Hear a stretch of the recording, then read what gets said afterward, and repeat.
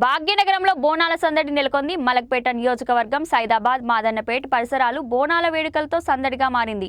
ఆయా ప్రాంతాల్లో ఆధ్యాత్మికత వెల్లివిరిసింది. అమ్మ బయలెల్లినాదో, తల్లి బయలెల్లినాదో అంటూ జానపద గీతాలతో వీధులన్నీ మార్మోగాయి. పోతురాజులు, యువత నృత్యాల మధ్య బోనాల ఉత్సవాల్లో భాగంగా సైదాబాద్ లో ఘటాల ఊరేగింపు కన్నుల పండుగగా సాగింది. శ్రద్ధాబాద్ మార్కెట్ అసోసియేషన్ ఆధ్వర్యంలో 45 ఏళ్లు పూర్తి చేసుకున్న సందర్భంగా ఘటాల ఊరేగింపు గావు పెట్టే కార్యక్రమాన్ని ఘనంగా నిర్వహించారు.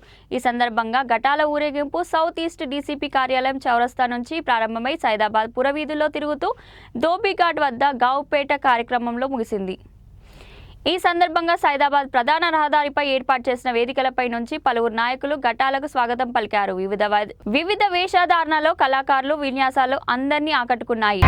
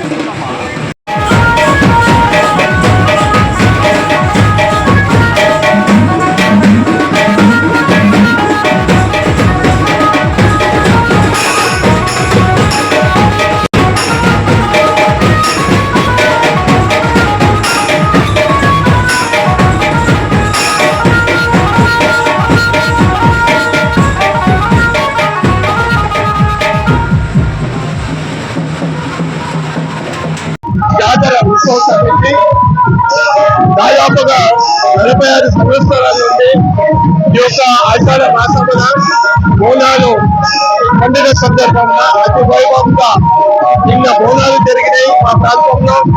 ఈ రోజు అమ్మవారి గద ఊరేగింపు ఏదైతుందో నిజంగా కూడా అతి వైభవంగా కన్నుల పండుగ ప్రజలందరూ కూడా చాలా పెద్ద ఎత్తున వీక్షించే విధంగా ఇప్పుడే ప్రారంభమైంది. మన యొక్క సైదాబాద్ మెయిన్ రోడ్ ప్రాంతంలో ఉండేటువంటి ప్రసన్నాంజలి సేవాలయం నుండి ఈ యొక్క ఘట ఊరేగింపు ప్రారంభమైంది. ఈ ఊరేగింపులో మన యొక్క పౌరాణికం సంబంధించినటువంటి ఎందుకంటే చరిత్ర తెలవాలి. ఇప్పుడు వచ్చేటటువంటి యువకులకు వచ్చేటటువంటి జనరేషన్ కు చరిత్ర తెలవాలనే ఉద్దేశంతో రాముడు, కృష్ణుడు, బలరాముడు, అదేవిధంగా వైష్ణవి మాత, మరి ఇవే కాకుండా దేశభక్తులైనటువంటి శివాజీ మహారాజ్, రాణా ప్రతాప్ సింగ్, గురు గోవింద్ సింగ్ ఈ విధమైనటువంటి వేషధారణతో, అదేవిధంగా డప్పు వాద్యాలతోటి, పోరాటాలతోటి, పోతరాజు విన్యాసాలతోటి మరియు గడ్డ మా యొక్క వినయ్ కుమార్ ఏదైతుందో ఘట్టము గత అనేక సంవత్సరాల నుండి ఘట్టం ఎత్తుకుంటున్నారు. గతంలో వాళ్ళ నాన్నగారు ఘటాన్ని ఎత్తుకునేటటువంటి వారు. మరియు దాదాపు ఇప్పుడు ప్రారంభమైంది. ఇది సైదాబాద్ పురవిందులా తిరుగుతూ సైదాబాద్ మెయిన్ రోడ్ నుండి మన యొక్క భరత్ గార్డెన్ తిరిగి సోబిగా చౌరస్తా నిమజ్జనం అవుతుంది. నిజంగా కూడా ఆషాఢ బోనాలంటే ఇది తెలంగాణ ప్రాంతంలో ఒక ప్రతీక. పంటలంతా సస్యశ్యామలుగా పంటలు పండాలని, వర్షాలు బాగా కురవాలని, అదేవిధంగా ప్రతి ఒక్కరికి కూడా పేదవానికి సైతం కడుపు నుండి అన్నం దొరకాలని. ఎందుకంటే అందు గురించే ఓణములో అన్నం వండి అమ్మవారికి నైవేద్యం ఇస్తాం. దానికి కారణం ఏంటంటే పుష్కలంగా పంటలు పండి అందరికీ కూడా కడుపు నిండా అన్నము పెట్టి తల్లి అని చెప్పేసి ఆ దానితోటి ఏదైతుందో ఈ యొక్క బోనాల పండుగ జరుపుతా ఉన్నాము. కాబట్టి ఈ యొక్క ప్రజలందరూ కూడా పార్టీలకు అతీతంగా మరి అంత పెద్ద చిన్న తేడా లేకుండా ఈ యొక్క ఏదైతే ఉందో ఉత్సవం బ్రహ్మాండంగా జరుగుతుంది. అదేవిధంగా ఈ ఉత్సవానికి ముఖ్య అతిథులుగా మా యొక్క స్పీకర్ గారైనటువంటి మన గడ్డం ప్రసాద్ కుమార్ గారు, మరి అదేవిధంగా ఎమ్మెల్యేలు, మరి స్థానిక కార్పొరేటర్ రవీందర్ రెడ్డి, మరి అదేవిధంగా బొక్క మధుసూదన్ రెడ్డి, బొక్క మధుకర్ రెడ్డి వీరందరూ కూడా వస్తున్నారు.